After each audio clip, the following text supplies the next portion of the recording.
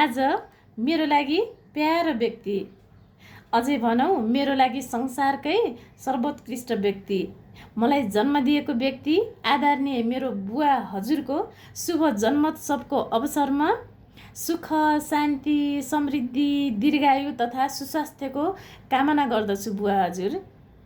विगतका दिनहरूभन्दा आगामी दिनहरू हजुरको लागि निकै नै सुन्दरमय तरिकाले, उत्साहजनक तरिकाले, उमङ्गमय तरिकाले र सुस्वस्थ तरिकाले बितुन्।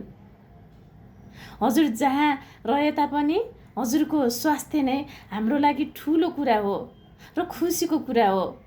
त्यसैले आफ्नो स्वास्थ्यलाई ध्यानमा राखेर एकदमै खुसीका साथ अबको जीवन बितोस्। प्रकृतिले दिएका यी हरेक अनुपम दिनहरू हजुरको लागि निकै नै सुन्दरमय तरिकाले बितुन्। सुन्दर मानिसला हजुरलाई जन्म दिने आदरणीय स्वर्गीय मेरो जिजुबुवा हजुर तथा जिजुमुवा हजुरलाई पनि यही भिडियो मार्फत सम्झिन चाहन्छु।